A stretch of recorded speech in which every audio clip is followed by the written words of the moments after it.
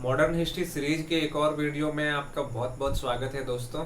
पिछले वीडियो में हमने समझा था कि किस तरह से 1905 ईस्वी में बंगाल का विभाजन होता है और बंगाल के विभाजन के पीछे जो सबसे बड़ी मंशा थी ब्रिटिश शासन की वो ये था कि बंगाल में राष्ट्रवादियों का प्रभाव बढ़ता जा रहा था और इसको कम करने के लिए बंगाल का विभाजन किया गया। शुरू में उन्होंने तर्क दिया कि बंगाल का विभाजन इसलिए किया जा रहा है ताकि प्रशासन चलाने में सुविधा होगी, पर उनकी नीयत ये साफ था कि वो बंगाल को इसलिए विभाजित करना चाहता था क्योंकि बंगाल में राष्ट्रवाद का विकास हो रहा था।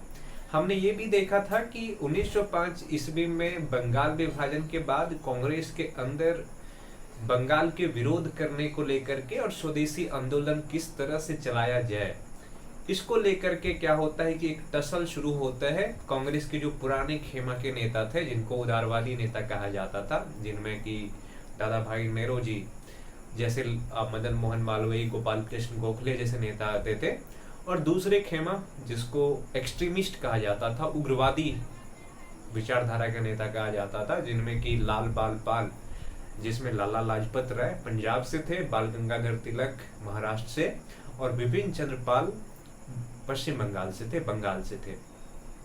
इसके साथ साथ अरविंदो घोष भी उस समय जो उग्रवादी विचार के नेता थे उनमें बहुत ज्यादा सक्रिय थे, बहुत ज्यादा एक्टिव थे।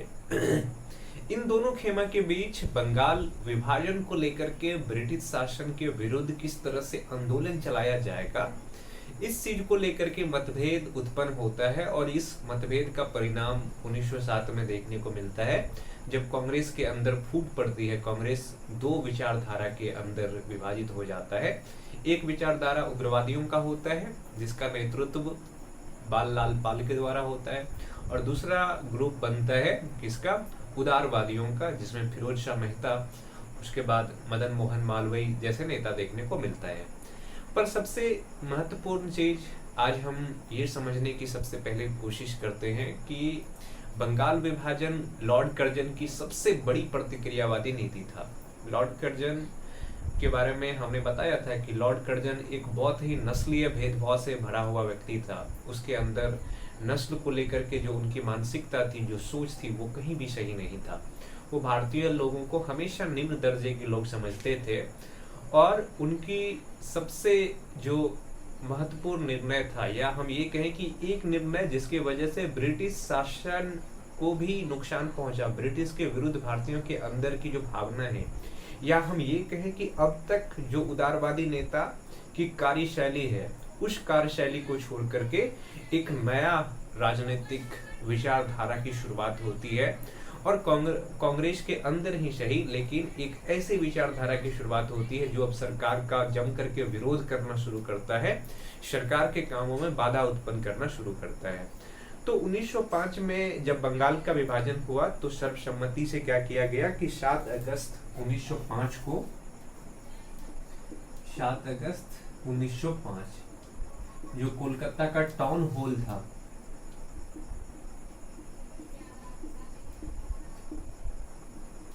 कलकत्ता के टाउन हॉल, यहां से निर्णय लिया जाता है कि बंगाल विभाजन के विरोध में एक आंदोलन की शुरुआत की जाएगी। और वो आंदोलन कौन सा था? स्वदेशी आंदोलन। तो स्वदेशी आंदोलन क्या था? स्वदेशी आंदोलन मुख्य रूप से आप अगर समझें, अगर सामान्य भाषा में समझें, तो ये एक ऐसा आंदोलन था जिसमें कि बाहरी सामानों को, जो विदेशी सामान है, उनका बहिष्कार किया जाना था। विदेशी सामान मतलब जो ब्रिटेन से सामान आते थे, ब्रिटेन के फैक्ट्रियों में जो सामान बन के आते थे, उन सामान को बहिष्कार करके जो स्वदेशी है, जो अपने देश में सामान निर्मित है, उस सामानों को उपयोग करना था।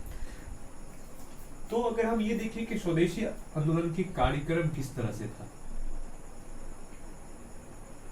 अगर हम उनके कार्यक्रम को देखें तो सबसे महत्वपूर्ण था बहिष्कार करना, बहिष्कार, ब्रिटिश सामानों का बहिष्कार करना।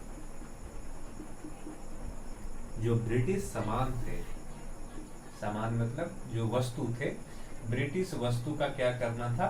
बहिष्कार करना था। ब्रिटिश वस्तुओं का बहिष्कार करना था। ब्रिटेन के अंदर जो फैक्ट्रियों में सामान बनता था, ब्रिटेन के कपड़े जो भारतीय बाजार में बहुत ही बड़ी मात्रा में था, भारत के उद्योग को खत्म कर चुका था, उन चीज़ों को फिर से शुरू करना था, ब्रिटिश के विरुद्ध एक भावना की शुरुआत करना था। इसके साथ साथ लोग हर जगह प्रभात फेरी निकालते थे, लोग ग्रुप में मिलते थे, ब्रिटिश शासन के विरुद्ध नारा लगाते थे, वंदे मातरम की स्लोगन गाते हुए लोग आगे बढ़ते थे और बंगाल विभाजन का विरोध करते थे। इसका परिणाम क्या हो गया? अगर हम ये देखें कि बंगाल विभाजन में बहुत सारे जो स्कूली छात्र थे स्कूली छात्र की का जो इस आंदोलन में पार्टिसिपेशन है, भागीदारी है, वो बहुत ज्यादा देखने को मिला। और स्कूली बच्चे जहां भी जाते थे ग्रुप में जाते थे और ब्रिटिश शासन के विरुद्ध, बंगाल विभाजन के विरुद्ध अपना जो स्लोगन है, जो उनके नारे होते थे, उनको गाते हुए चलते थे।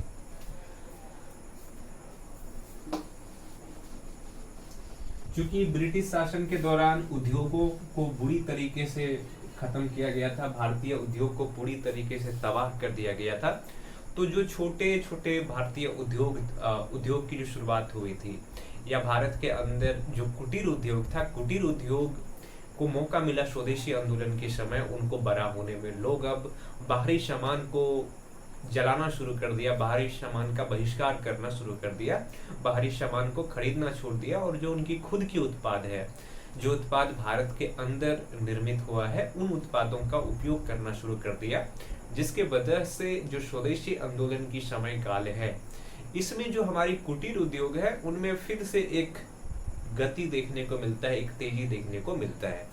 तो इसमें क्या क्या हो गया? अगर इसमें रचनात्मक कार्यक्रम क्या सब थे बंगाल अभियान में?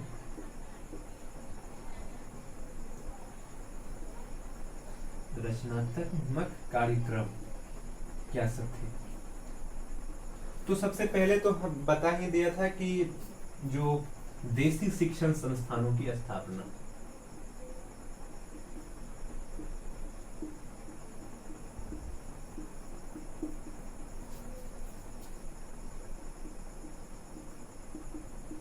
संस्थानों की स्थापना बंगाल विभाजन के दौरान, चूंकि जो युवा थे, जो स्कूल जाते थे या जो कॉलेज जाते थे, उन्होंने स्कूल और कॉलेज का भी बहिष्कार किया।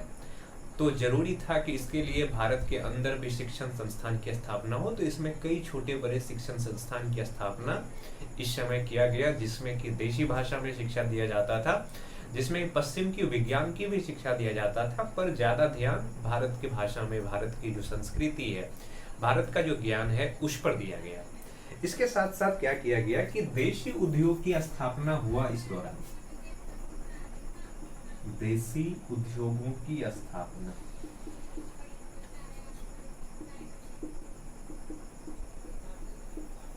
बंगाल विभाजन के समय चूंकि जो बाहरी सामान थे, जो ब्रिटेन से या यूरोप से जो सामान आते थे, उनका पूरी तरीके से बहिष्कार करने का निर्णय लिया गया और जो भारत में निर्मित सामान थे, इनको ज्यादा से ज्यादा प्रोत्साहित किया गया। इस प्रोत्साहन की वजह से क्या हो गया कि छोटे बड़े बहुत सारे उद्योग भारत के अंदर स्थापित हुआ और लोग जो विदेशी कपड़े हैं उसके जगह जो खादी कपड़े हैं या जो चरखे के द्वारा, जो हाथों के द्वारा कपड़े बनाए जा रहे थे, उन कपड़ों का उपयोग करना शुरू कर दिया।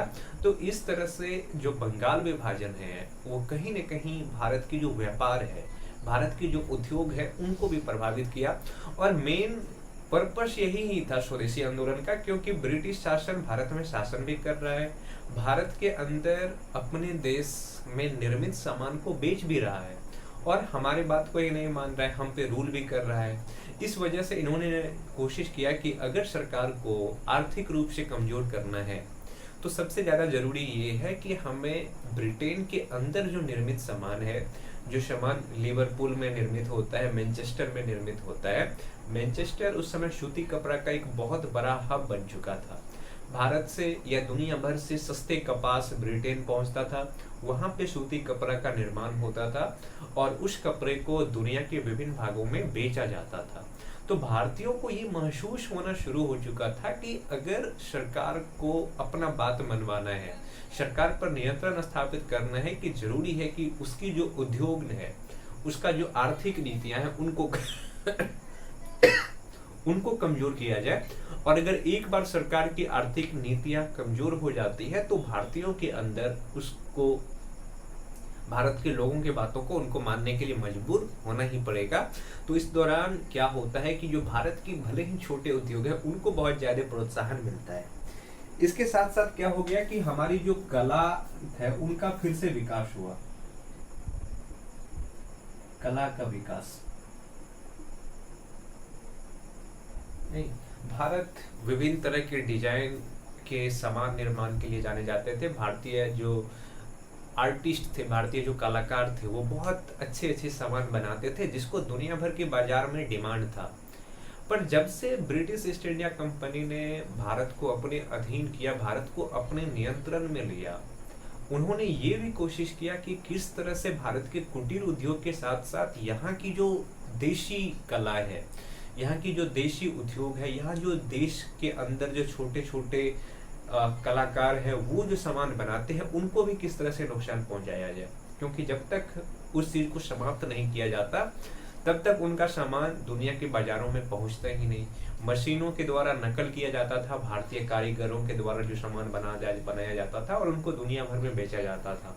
तो इस दौरान जब इस चीज को किया गया तो क्या होता है कि बहुत सारी चीजें बदलती है। उनमें से एक होता है कि कला का विकास भी होता है।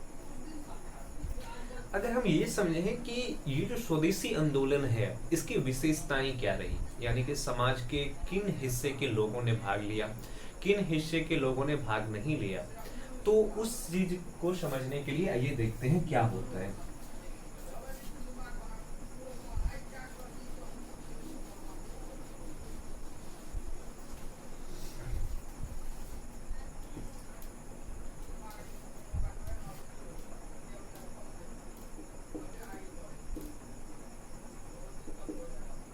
देखिए, विशेषताएं में क्या होता है कि अगर हम ये देखें कि जो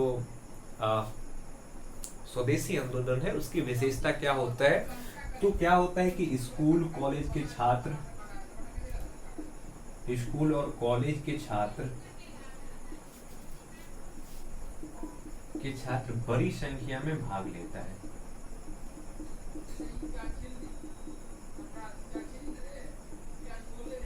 बड़ी संख्या में भाग लेता है स्कूल कॉलेज के छात्र बड़ी संख्या में भाग लेता है। बहुत सारे छात्र तो स्कूल कॉलेज जाना भी छोड़ दिया था और उन्होंने जो भारतीयों के द्वारा जो शिक्षण संस्थान स्थापित किया था वहां पे शिक्षा ग्रहण करना शुरू कर दिया था।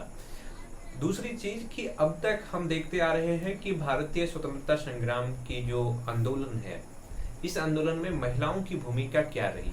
तो जो स्वदेशी आंदोलन है ना, पहली बार इस आंदोलन में महिलाएं भी शामिल होती है। महिलाएं पहली बार आंदोलन में शामिल होती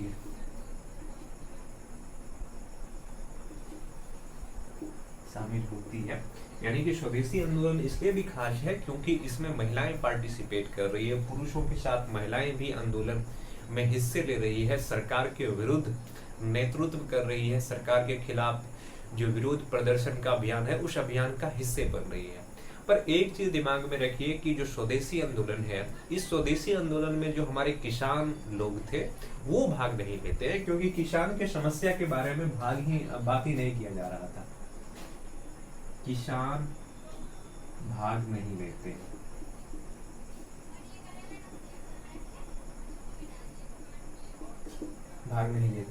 किसान क्यों भाग नहीं लेते हैं? क्योंकि किसान की जो समस्याएं हैं उन समस्याओं को आंदोलन के दौरान उठाया नहीं जा रहा था, कोई नेतृत्व भी किसान का करने वाला नहीं था, इसलिए किसान इस आंदोलन में भाग नहीं लेते हैं। दूसरी चीज अगर हम देखें तो जब बंगाल का विभाजन हुआ था तो बंगाल विभाजन के समय हिंदू और मुसलमान दोनों ने इसका विरोध किया था। पर समय के साथ क्या होता है कि ब्रिटिश सरकार की ऐसी नीतियां ब्रिटिश शासन लेके आते हैं, सांप्रदायिकता की जो बीज है वो बंगाल विभाजन के साथ ही हुआ था, क्योंकि बंगाल का विभाजन ही धर्म के आधार पर किया गया था। जो पूर्वी बंगाल का क्षेत्र था उसमें मुसलमानों की जनसंख्या ज्यादा था और जो पश्चिमी बंगाल का क्षेत्र था उसमें हिंदुओं की संख्या ज्यादा था। इस आधार पे बंगाल का विभाजन किया था।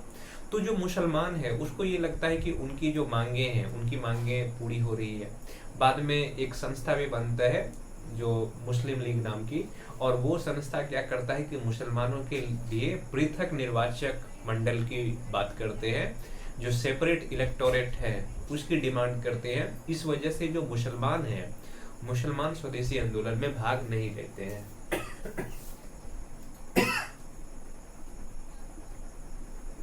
मुसलमान भाग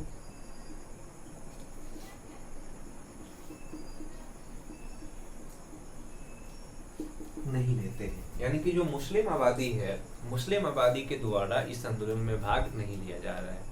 नहीं, तो इस तरह से जो सांप्रदायिकता की शुरुआत है भारत के अंदर 1857 की क्रांति में हिंदू मुस्लिम ने गजब की एकता दिखाया था। उसके बाद ही जो ब्रिटिश शासन है उन्होंने क्या किया कि अपने नीतियों में परिवर्तन किया।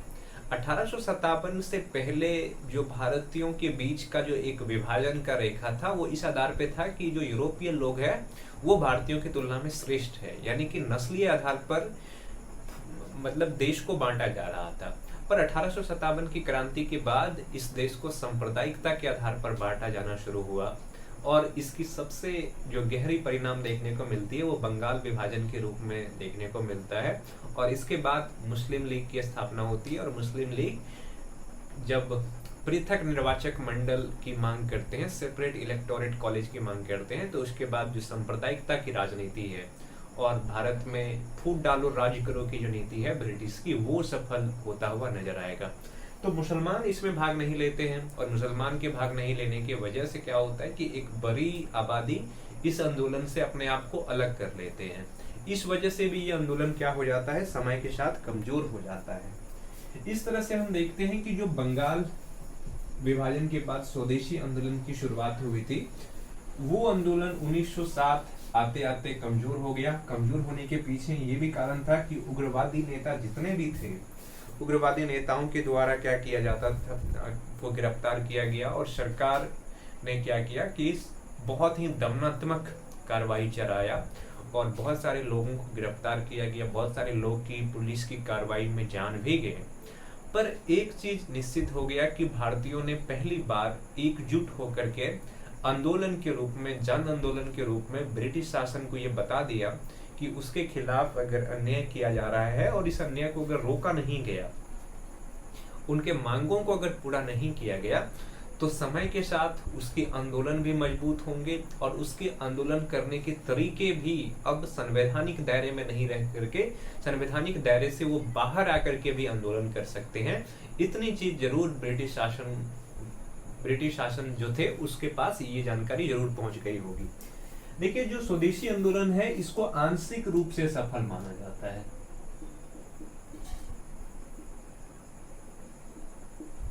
आंशिक रूप से सफल।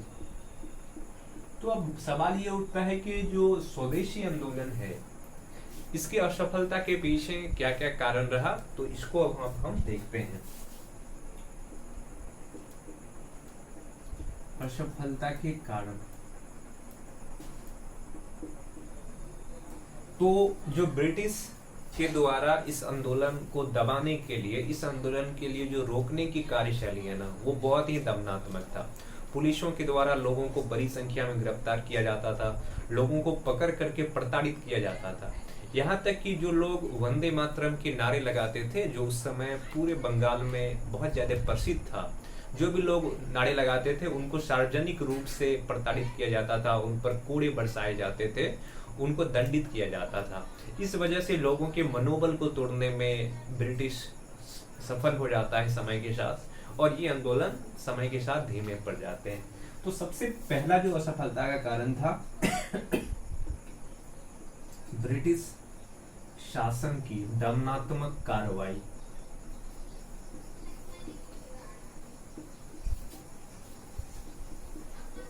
दमनात्मक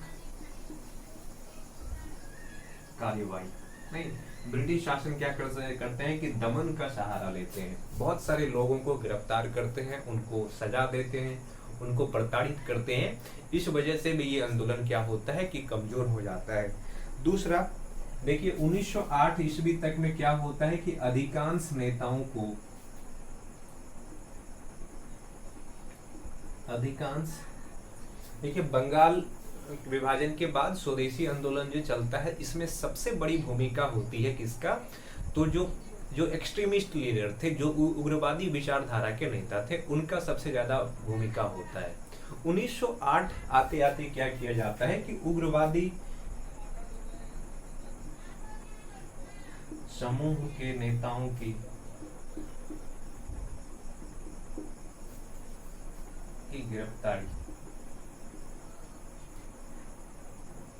गिरफ्तारी नहीं, जितने भी उग्रवादी समूह के नेता है, चाहे वो बाल गंगाधर तिलक हो, बाल गंगाधर तिलक को क्या किया जाता है, गिरफ्तार किया जाता है।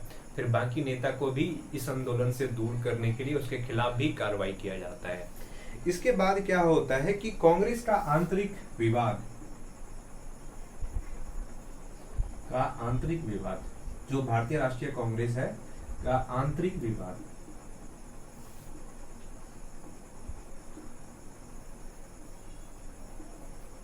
नहीं तो जो बंगाल विभाजन है, बंगाल विभाजन के साथ ही कांग्रेस के अंदर एक विवाद शुरू हो जाता है कि कांग्रेस का नेतृत्व कौन करेंगे। एक्सट्रीमिस्ट जो ग्रुप थे वो चाहते थे कि उसके पास नेतृत्व आए, और जो मॉडरेट ग्रुप थे वो चाहते थे कि कांग्रेस का जो नेतृत्व है उनके पास आए।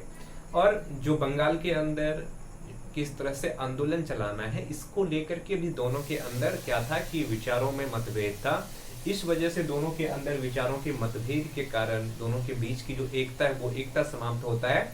और 1907 में आगे हम समझेंगे कि कांग्रेस का विभाजन हो जाता है। एक तरफ उदारवादी नेता होते हैं, दूसरी तरफ उग्रवादी नेता होते हैं। तो सरकार को जो उग्रवादी समूह है उस पर कंट्रोल करने में और भी आसानी हो जाता है। इसके बाद क्या होगा कि सीमित सभी वर्गों का भागीदारी नहीं, या हम ऐसे लिख सकते हैं सीमित भागीदारी। जैसे किसान थे, किसान इसमें नेतृत्व नहीं किया, भाग नहीं लिया था। उसके साथ साथ जो मुसलमान थे उन्होंने इसमें भाग नहीं लिया था। तो इस वजह से क्या हो जाता है कि ये जो बंगाल विभाजन के बाद जो स्वदेशी आंदोलन चल रहा था उसका क्या किया जाता है कि असफल हो जाता है, ब्रिटिश उसको दबाने में सफल हो जाता है। एक और चीज अगर देखें तो योजना का अभाव, आंदोलन किस तरीके से चलाना है, किसी के पास कोई योजना ही नहीं था, ना तो एक्सट्रीमिस्ट के पास और ना ही मॉडरेट के पास। हालांकि मॉडरेट तो अपने आप को इस आंदोलन से शुरू में अलग रखने का कोशिश करता है, पर जब जनता के दबाव पड़ते हैं मॉडरेट पे तो वो भी शामिल होते हैं, पर दोनों में से किसी के पास भी योजना नहीं है कि आंदोलन चलाया किस तरह से जाएगा। तो इस तरीके से क्या होता है कि जो स्वदेशी आंदोलन की शुरुआत होता है वो सफल नहीं हो पाता है और बंगाल विभाजन जारी रहता है। अब हम समझते हैं ये चीज कि कांग्रेस के अंदर जो विचारधारा की लड़ाई चल रहा है, कांग्रेस के अंदर जो आंदोलन करने के तरीके हैं उसको लेकर के जो एक टसल शुरू हुआ था 1905 ईस्वी में, उसका परिणाम ये होता है कि 1907 में कांग्रेस का सूरत अधिवेशन होता है। और इस सूरत अधिवेशन में कांग्रेस विचारधारा के आधार पर दो हिस्से में बंट जाता है। इसको सूरत स्प्लिट या सूरत विभाजन भी कहा जाता है। तो सूरत विभाजन क्या था, ये ऐसा क्यों हुआ कि कांग्रेस की एक विचारधारा दूसरे विचारधारा के विरोधी बन गए बाद के वर्षों में, उस चीज को अब समझने का प्रयास करते हैं। तो देखिए सूरत विभाजन,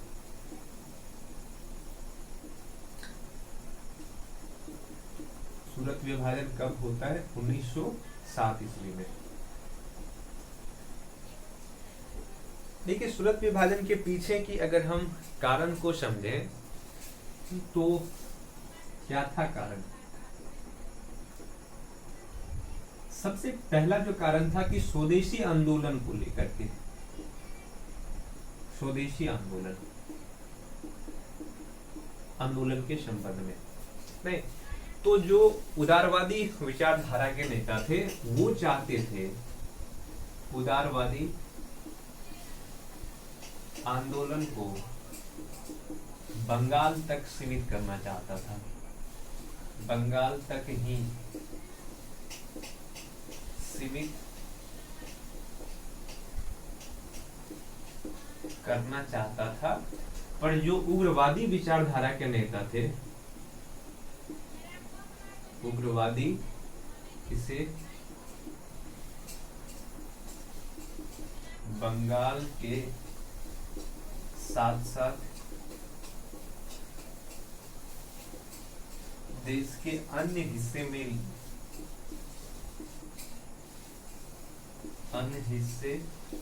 भी शुरू करना चाहता था।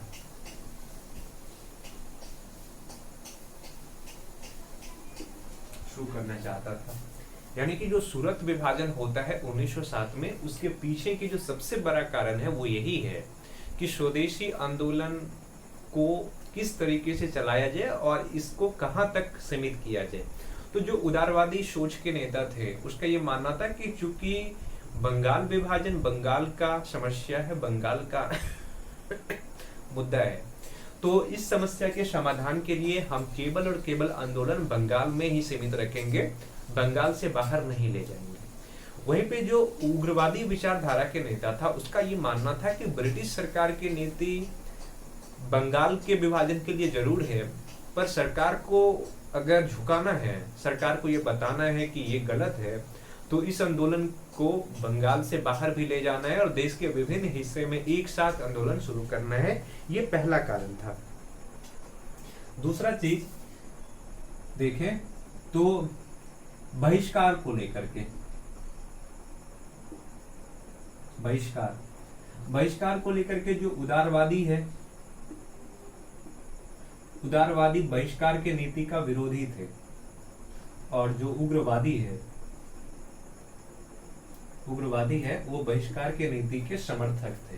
नहीं, उदारवादियों का मानना था कि बहिष्कार कार्यक्रम नहीं चलाया जाना चाहिए, इससे ब्रिटिश सामानों के बेवजह नुकसान पहुंचता है, ब्रिटिश सामान को जलाने से कोई फायदा नहीं होता है।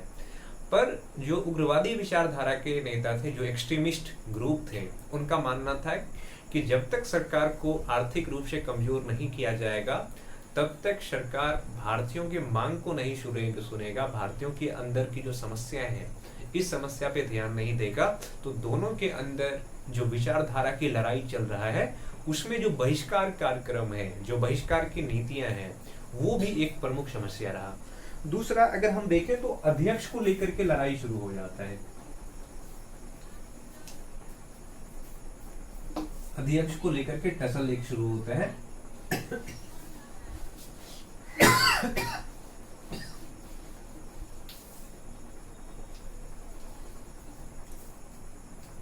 अध्यक्ष देखिए 1906 से ही प्रयास हो रहा था, किसके द्वारा? उग्रवादी के द्वारा, कि उग्रवादी समूह के नेता कांग्रेस के अध्यक्ष बने और ऐसे प्रस्ताव पारित करे, ऐसे निर्णय ले जिसके द्वारा कांग्रेस की जो कार्य करने के पुराने तरीके हैं उसमें परिवर्तन आए। और अब तक जो उदारवादी नेता प्रार्थना की याचिका की राजनीति कर रहा है, इसको बदल करके सरकार के विरुद्ध एक आंदोलन की अभियान शुरू किया जाए, सरकार की जो काम है उसको रोका जाए, सरकार के कामों को प्रभावित किया जाए। और जब तक भारतीय लोगों का जो समस्या है, जो मांगे हैं, इन मांगों को पूरा नहीं किया जाता है, तब तक सरकार के कामों में बाधा उत्पन्न किया जाए। पर उदारवादी ऐसा नहीं चाहते थे। इसके वजह से जो 1906 में अधिवेशन होता है, कोलकाता अधिवेशन, वहां भी हमें देखने को मिलता है कि उदारवादी और उग्रवादी दोनों चाहते थे कि उनके समूह का नेता बने। पर वहां में इस समस्या का समाधान कैसे होता है कि दोनों उग्रवादी चाहते थे। यहाँ भी देखिए यहाँ क्या होता है अध्यक्ष को लेकर के। यहाँ जो उदारवादी है, उदारवादी ये रास बिहारी घोष को अध्यक्ष बनाता है, रास बिहारी घोष को अध्यक्ष बनाना चाहता है। वहीं पे जो उग्रवादी है, उग्रवादी का मानना है कि लाला लाजपत राय या बाल गंगाधर तिलक में से किसी एक को अध्यक्ष बनाया जाए और जो स्वदेशी कार्यक्रम है या कांग्रेस की जो कार्य करने के तरीके हैं, इस तरीके को पूरी तरीके से बदला जाए। इस लड़ाई में क्या होता है कि चूंकि उस समय उदारवादी का संख्या भी ज्यादा था और वो मजबूत स्थिति में था, तो इनकी बातों को नहीं सुना जाता है। दूसरी तरफ अगर हम देखें, स्थान को लेकर के भी विवाद शुरू हो जाता है। स्थान को लेकर के जो उदारवादी है वो चाहते थे कि कांग्रेस का जो अधिवेशन है वो नागपुर में हो, और चूंकि नागपुर में बाल गंगाधर तिलक का जो प्रभाव है इस क्षेत्र में बहुत ज्यादा था, यानी कि उग्रवादी समूह के नेताओं का प्रभाव इस क्षेत्र में बहुत ज्यादा था। जो चरमपंथी समूह के नेता है उनकी स्थिति इस क्षेत्र में मजबूत था। इस चीज को देखते हुए क्या किया जाता है कि कांग्रेस का अधिवेशन नागपुर में नहीं करके निर्णय लिया जाता है कहां पे करने का, तो सूरत में करने का। और इस स्थान को लेकर के जब विवाद शुरू होता है तो क्या होता है कि जो कांग्रेस के अंदर जो चरमपंथी समूह के नेता थे, एक्सट्रीमिस्ट ग्रुप के लीडर थे, वो अपने आप को इस अधिवेशन से अलग कर लेते हैं। बाद में क्या किया जाता है कि 1908 में कांग्रेस के अंदर एक संविधान लाया जाता है और इस संविधान के द्वारा जो कांग्रेस के अंदर उग्रवादी समूह के नेता थे उसको कांग्रेस से अलग कर दिया जाता है। इसके बाद क्या होता है कि कांग्रेस का एक धड़ा जिसका नेतृत्व दादा भाई नेहरू जी जैसे नेता या मदन मोहन मालवीय, गोपाल कृष्ण गोखले, फिरोज शाह मेहता जैसे नेता होते हैं, जिसको उदारवादी कहा गया, और दूसरी तरफ बाल गंगाधर तिलक, विपिन चंद्र पाल, लाला लाजपत राय, अरविंदो घोष जैसे नेता होते हैं। इसको क्या कहा गया कि उग्रवादी समूह का नेता कहा गया। और जो कांग्रेस जो भारत का नेतृत्व कर सकता था, जो भारत के एकता का शुरू में प्रतीक था, ये माना जाता था कि कांग्रेस भारतीय लोगों का एक ऐसी संस्था है जो पूरे देश का नेतृत्व करता है, उसके अंदर ही एकता खत्म हो जाता है, वो ही आपस में बिखर जाता है। और इससे क्या होता है कि इससे सीधा किसको फायदा मिलता है, तो ईस्ट इंडिया कंपनी ब्रिटिश शासन को फायदा मिलता है, और वो इन दोनों ग्रुप को अलग अलग करके तोड़ने का प्रयास करता है। और जो भारतीय राष्ट्रीय आंदोलन है, भारतीय राष्ट्रीय आंदोलन को कमजोर करने का पूरी तरीके से उनको मौका मिल जाता है। तो अब हम ये समझते हैं कि जब सूरत विभाजन हुआ, तो सूरत विभाजन के बाद चूंकि अब ब्रिटिश शासन के लिए आसान हो गया राष्ट्रीय आंदोलन को दबाना, भारत के अंदर जो राष्ट्रवाद का विचार उत्पन्न हो रहा था उसको खत्म करने के लिए, तो उन्होंने एक काम ये किया कि उन्होंने हिंदू मुस्लिम करके बंगाल का विभाजन कर दिया। और दूसरा चीज उन्होंने क्या किया कि कांग्रेस जो ये कह रहा था कि वो पूरे भारतीयों का प्रतिनिधित्व कर रहा है, उसको भी उन्होंने क्या किया कि तोड़ने में सफल हो गया, और कांग्रेस को कमजोर करने का उनको अब भरपूर मौका मिलता है। तो कांग्रेस के विभाजन का परिणाम क्या रहा?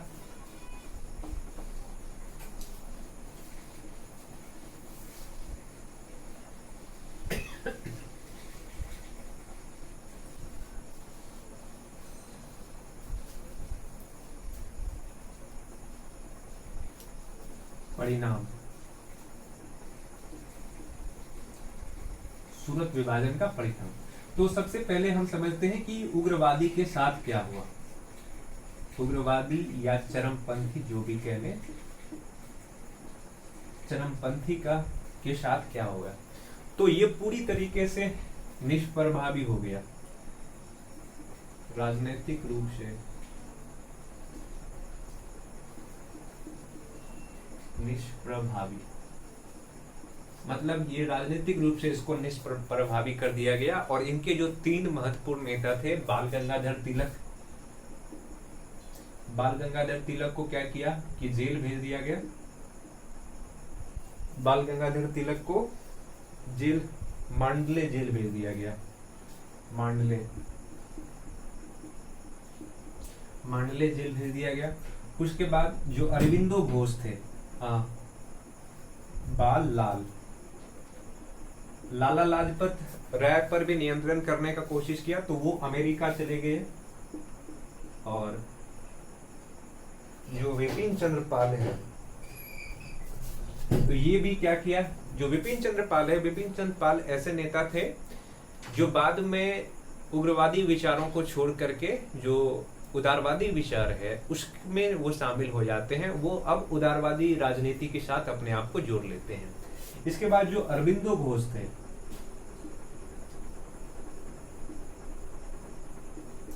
अरबिंदो घोष पर भी क्रैकडाउन करने का प्रयास करता है, तो ये पांडिचेरी चले जाते हैं।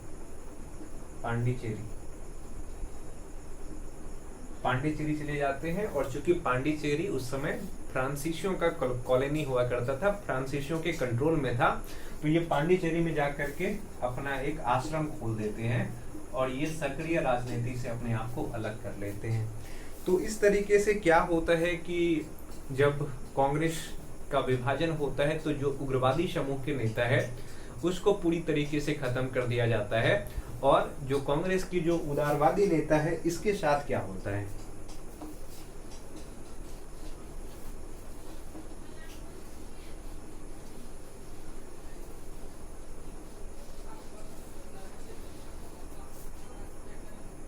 उदारवादी,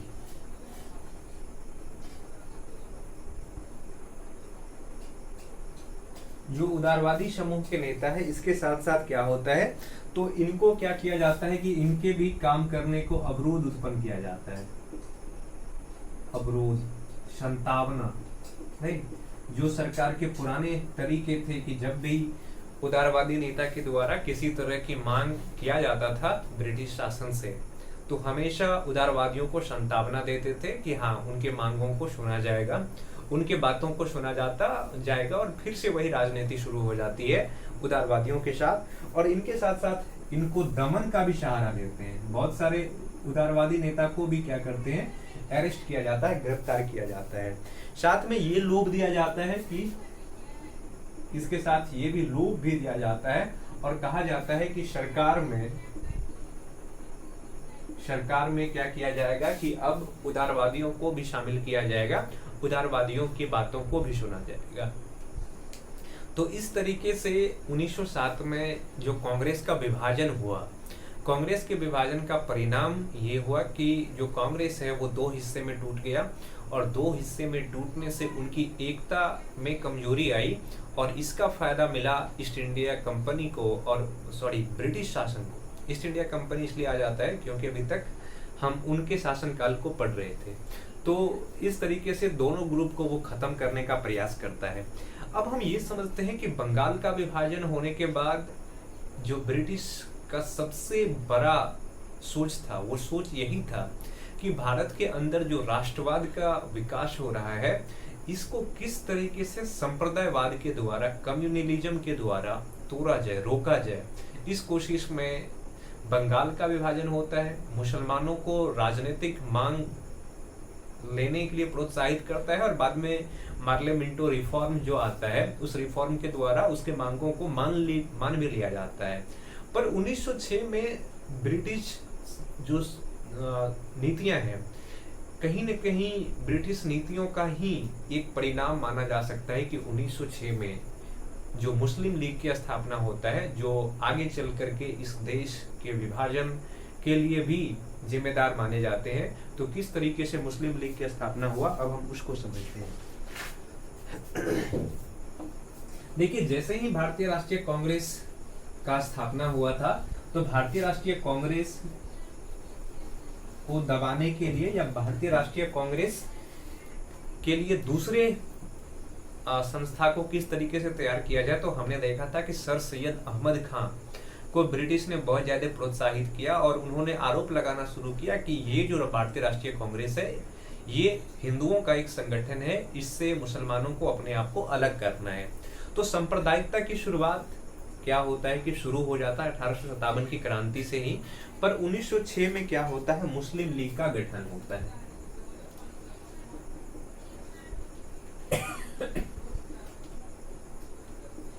मुस्लिम लीग का गठन होता है कब, 30 दिसंबर 1906। और इनके संस्थापक में कौन होते हैं, इनके संस्थापक होते हैं एक तो ढाका के नवाब जो थे, नवाब सलीमुल्लाह, नहीं, ढाका के नवाब सलीमुल्लाह,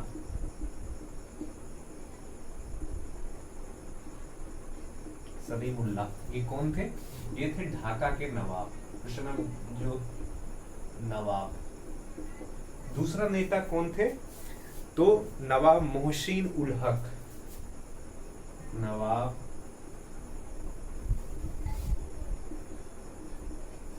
मोहसिन उल हक,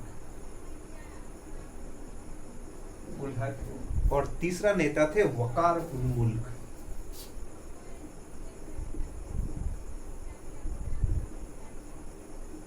वकार उल मुल्क। और इन तीनों नेताओं के द्वारा 30 दिसंबर 1906 में एक संस्था बनाया जाता है जिसका नाम पड़ता है मुस्लिम लीग। और इसकी स्थापना कहाँ हुआ था? तो स्थापना की बात करें तो ढाका में हुआ था। और मुस्लिम लीग के गठन के साथ ही भारत में जो है मुसलमानों के लिए पृथक निर्वाचक मंडल का डिमांड शुरू हो जाता है, सेपरेट इलेक्टोरेट कॉलेज का डिमांड शुरू हो जाता है। तो अब हम समझते हैं कि जो मुस्लिमों का ये मांग था कि मुसलमानों के लिए अलग निर्वाचक मंडल होना चाहिए, अलग प्रतिनिधित्व होना चाहिए, उसको पूरा किया जाता है मार्ले मिंटो रिफॉर्म जो 1909 में आया था उसमें। तो हम समझते हैं कि ये मार्ले मिंटो रिफॉर्म या मार्ले मिंटो सुधार क्या था, या इसको 1909 का अधिनियम भी कहा जाता है, वो क्या था? मार्ले मिंटो सुधार।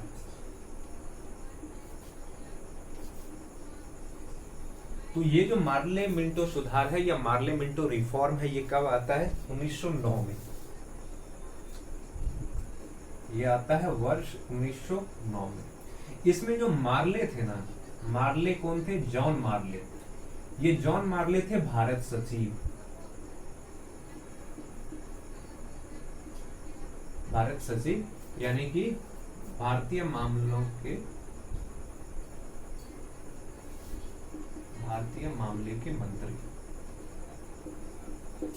मामले के मंत्री थे जो ब्रिटिश कैबिनेट का हिस्सा था, ब्रिटिश सरकार का हिस्सा था। दूसरा जो थे मिंटो,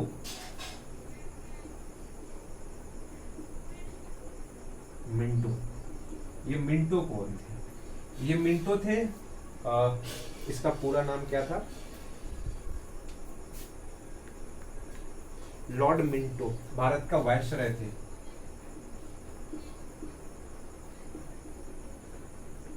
भारत का वायसराय, और इसका कार्यकाल था 1905 ईस्वी से लेकर के 1910 ईस्वी के बीच।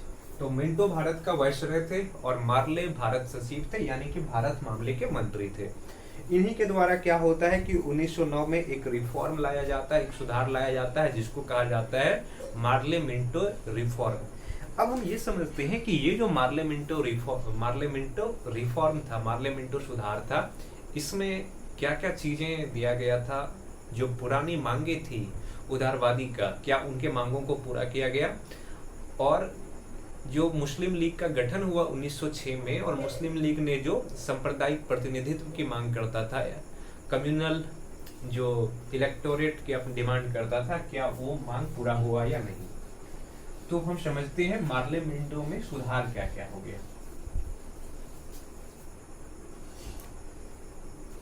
मुख्य सुधार,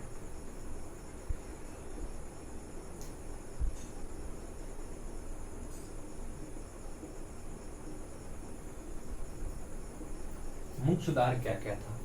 तो देखिए, सबसे पहला तो इन्होंने जो सेपरेट इलेक्टोरेट की मांग था, मुसलमानों के पृथक निर्वाचक मंडल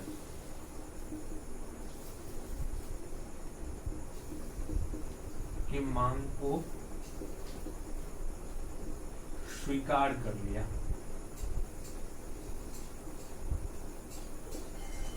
देखिए, ये पृथक निर्वाचक मंडल क्या था, हम ये चीज पहले समझते हैं। तो इसके द्वारा ये कहा गया कि जो क्षेत्र मुसलमानों की आबादी का बहुल क्षेत्र है, यानी कि जिस क्षेत्र में मुसलमानों की जनसंख्या अधिक है, उस क्षेत्र के जो प्रतिनिधि का चुनाव होगा ना, उसमें केवल और केवल मुसलमानों के द्वारा होगा, यानी कि मुस्लिम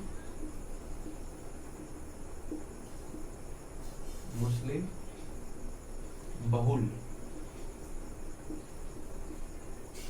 बहुल क्षेत्र के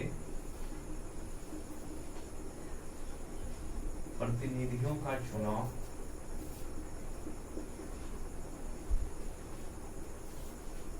मुस्लिम जनता के द्वारा ही किया जाएगा।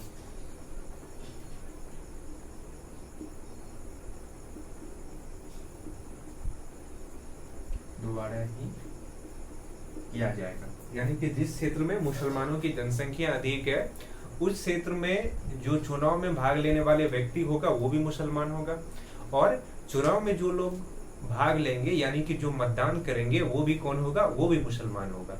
तो इस तरीके से क्या होता है कि भारत के अंदर सांप्रदायिकता की शुरुआत होती है राजनीति में, और जो मुस्लिम लीग की मांग था उसको उन्होंने पूरा किया। इसके बाद उन्होंने क्या किया, जो कांग्रेस की पुरानी मांगे थी कि सरकार में उसको भी शामिल किया जाए, खास करके उदारवादी समूह का, उसके मांगों को भी पूरा किया जाता है।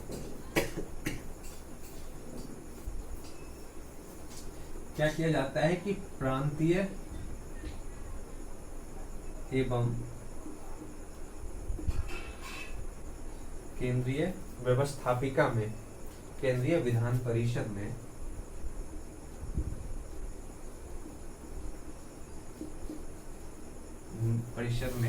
निर्वाचित सदस्यों की संख्या में वृद्धि।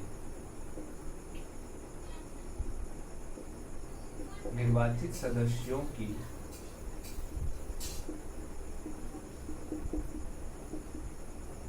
संख्या में वृद्धि, यानी कि जो उदारवादी का मांग था कि सरकार में उदारवादी को भी शामिल किया जाए, भारतीयों को भी शामिल किया जाए, उस मांग को जो पार्लियामेंटो रिफॉर्म है इसके द्वारा पूरा करने का प्रयास किया जाता है। और जो प्रांतीय विधान परिषद है और जो केंद्रीय विधान परिषद है उसमें निर्वाचित प्रतिनिधियों के सदस्यों की संख्या में जो इसकी संख्या है किसका, भारतीयों का, उसको बढ़ाया जाता है। और शुरू में ही बता दिया कि मुसलमानों की जो पृथक निर्वाचक मंडल की मांग है उसको पूरा कर लिया जाता है। तो इस तरीके से जो पार्लियामेंटो रिफॉर्म है, इन्होंने क्या किया कि कांग्रेसियों को भी खुश करने का प्रयास किया। कांग्रेस जो सरकार से वर्षों से अपना डिमांड पूरा मांगते आ रहा था उसको पूरा करने का कोशिश किया, और उन्होंने सांप्रदायिकता का जो खेल खेला वो सबसे बहुत ही महत्वपूर्ण है। मुसलमानों के लिए पृथक निर्वाचक मंडल देकर के वो ऐसा भी कर सकते थे कि जो क्षेत्र मुसलमानों के लिए बहुल है वहां से केवल और केवल मुस्लिम लोग ही चुनाव में भाग ले सकते थे और वोट सभी दे सकते थे, यानी कि कुछ सीट उनके लिए आरक्षित कर सकता था। पर ये चीजें करके उन्होंने क्या किया कि भारतीयों को तोड़ने का कोशिश किया और सांप्रदायिकता के आधार पर भारतीयों को बांटने का प्रयास किया। अब हम एक और कॉन्सेप्ट समझते हैं, या हम एक और छोटे टॉपिक को समझ लेते हैं, वो ये कि किस तरीके से जो बंगाल विभाजन है, बंगाल विभाजन को रद्द किया जाता है और दिल्ली दरबार का आयोजन किस तरह से होता है।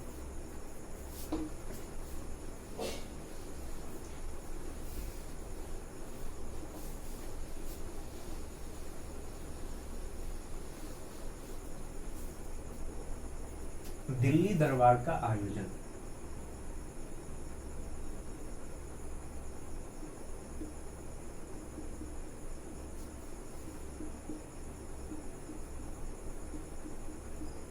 दिल्ली दरबार का आयोजन तो दिल्ली दरबार का आयोजन कब होता है? 12 दिसंबर 1911 को। 12 दिसंबर 1911 को। और इसका आयोजन क्यों होता है? क्योंकि इंग्लैंड के सम्राट जॉर्ज पंचम, इसका आयोजन क्यों किया जाता है? क्योंकि जो इंग्लैंड के सम्राट थे,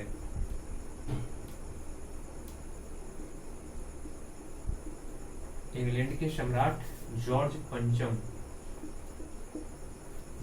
पंचम एवं इसके जो पत्नी थी महारानी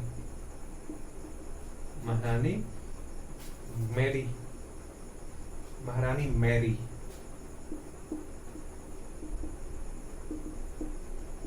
मैरी के स्वागत में नहीं।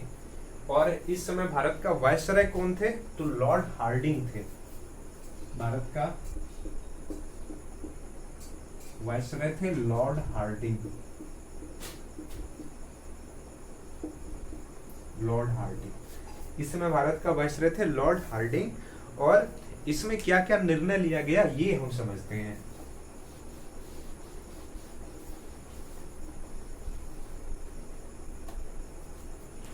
इसमें जो सबसे बड़ा निर्णय लिया गया वो ये कि बंगाल विभाजन को रद्द कर दिया गया।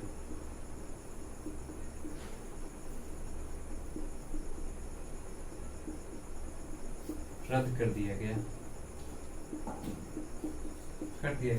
पर एक चीज ध्यान में रखिए कि बंगाल विभाजन को रद्द तो कर दिया गया, किंतु इन्होंने क्या किया कि बंगाल को, जो बंगाल का मतलब पुराना जो विभाजन था जिसमें कि पूर्वी बंगाल और पश्चिमी बंगाल के रूप में बांटा था, इसके जगह इन्होंने क्या किया कि बंगाल से अलग कर दिया। किसको? एक प्रांत इन्होंने अलग किया बंगाल को, और दूसरा प्रांत इन्होंने क्या किया? बंगाल से अलग कर दिया। बंगाल से अलग किया इसको? उड़ीसा को, बिहार को,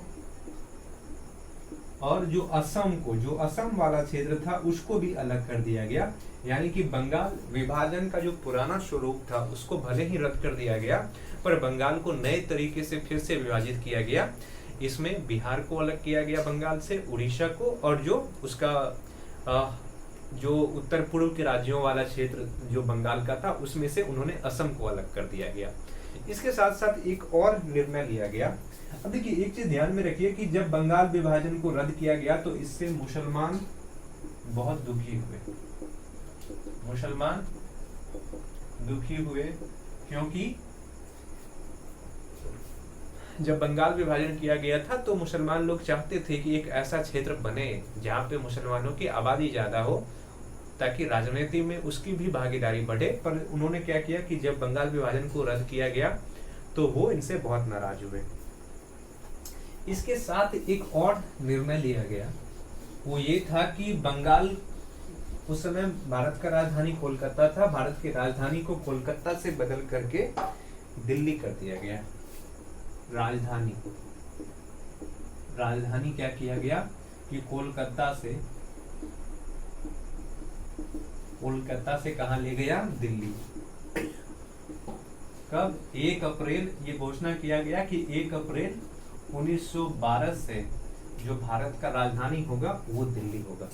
इसके पीछे कारण क्या था कि बंगाल जो था वहां पे राष्ट्रवाद का विचारधारा मजबूत हो रहा था, राष्ट्रवादी गतिविधि बहुत ज्यादा बढ़ रहा था, और चूंकि बंगाल का राजधानी कोलकाता था, यानी कि पूरे देश का राजधानी कोलकाता था, भारत का राजधानी कोलकाता था, तो सरकार नहीं चाहते थे कि राजधानी के क्षेत्र में ज्यादा मुश्किलें उत्पन्न हो, ज्यादा राष्ट्रवादी गतिविधि बढ़े। इसलिए क्या किया गया कि